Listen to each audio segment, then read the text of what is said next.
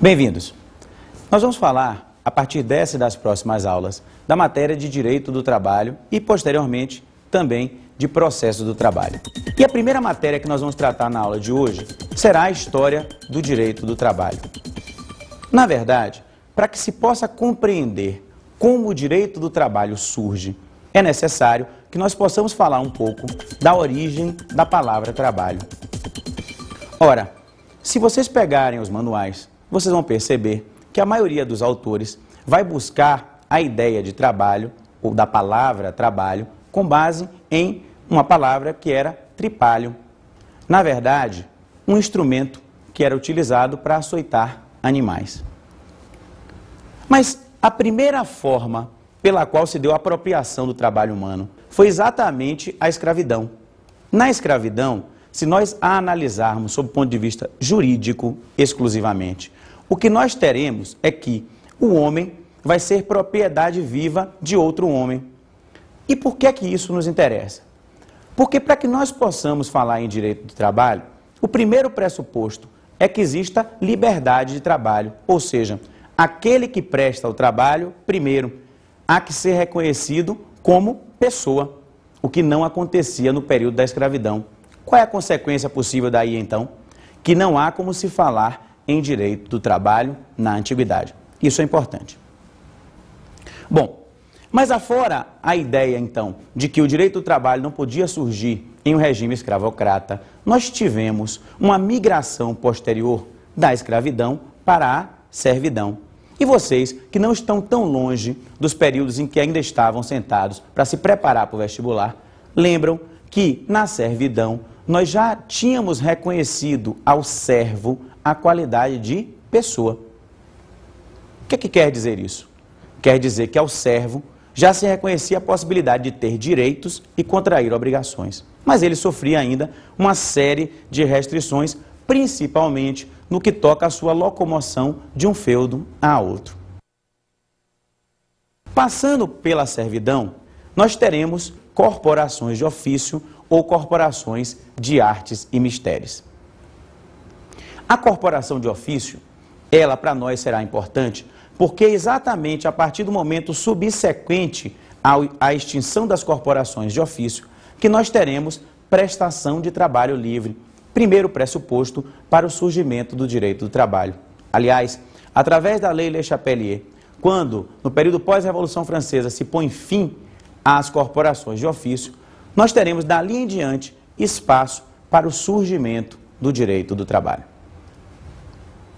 Mas para que o direito do trabalho surja, um momento histórico será extremamente relevante.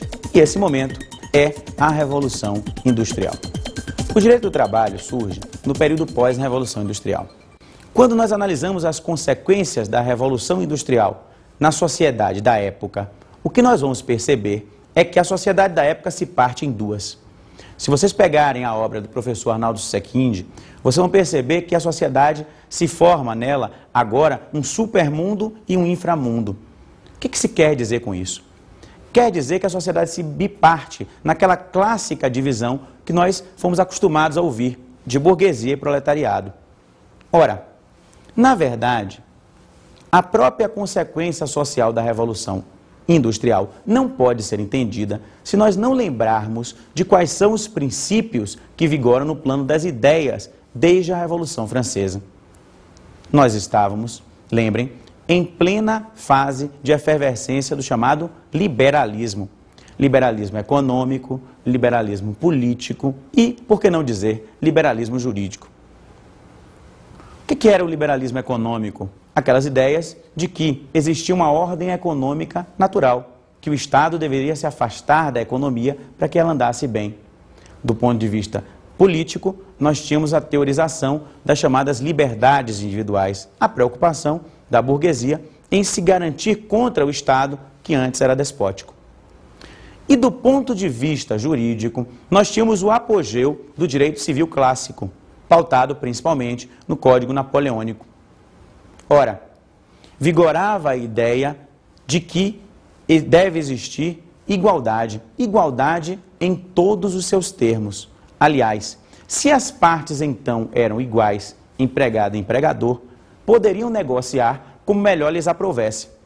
Por força, então, dessa ampla oferta de mão de obra e em face da substituição do homem pela máquina, já que a máquina, introduzida no processo produtivo, tinha o efeito imediato de restringir a demanda por trabalhadores, nós tivemos um desequilíbrio no que toca ao estabelecimento da tarifa, do salário.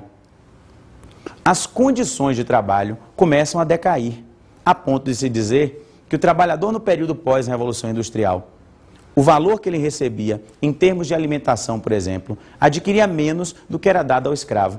E o motivo é muito simples. Na verdade, quando se analisa a relação que existia entre o proprietário, o dominus e o escravo, nós estávamos analisando uma relação de direito real, tal qual a relação que você tem com o seu carro. Ao passo que quando se analisa a relação do empregador com o empregado no período pós-revolução industrial, ele, empregador, via no empregado alguém igual a ele, onde fora da fábrica nós tínhamos dezenas, centenas dispostos a trabalhar por aquele valor ou por menos. Mas o que começa a acontecer? A tarifa, o salário, progressivamente decai. E como complemento, se utilizavam as chamadas meias forças. O que é isso? Trabalho da mulher, trabalho do menor. Por que meias forças? Perceba, você tem que raciocinar como se raciocinava na sociedade da época. O trabalho da mulher e o trabalho do menor eram trabalhos menos produtivos. Por serem menos produtivos, deveriam ser, então, menor remunerados. Essa era a lógica que operava no sistema. Assim, a mulher e o menor terminavam por competir com o trabalhador adulto do sexo masculino e o salário continuava a decair. Bom, aos poucos, o quadro que se forma faz com que se desenvolva nos trabalhadores a ideia do que a doutrina chama de consciência de classe. Então, uma série de fatores históricos irão determinar o surgimento do direito do trabalho. Um deles é a própria Revolução Industrial. O outro, sem dúvida, é o próprio desenvolvimento da consciência de classe nos trabalhadores e as primeiras greves. As primeiras greves, elas terão um efeito enorme do ponto de vista de sua eficácia. Por quê? Porque elas servem para desorganizar a produção. Elas desorganizam a produção e atingem em cheio um elemento extremamente sensível do empregador, que é o bolso. Na verdade, ao desorganizar a produção, se atinge o lucro. Com os porcada à paz, os trabalhadores percebem que os empregadores começam a fazer algumas concessões, tanto que as primeiras normas trabalhistas no mundo, e isso é importantíssimo que vocês guardem, serão normas de tipo autônomo. O que quer dizer isso? Normas provindas das próprias partes. Não serão leis essas normas, serão sim normas que provirão de empregadores e trabalhadores.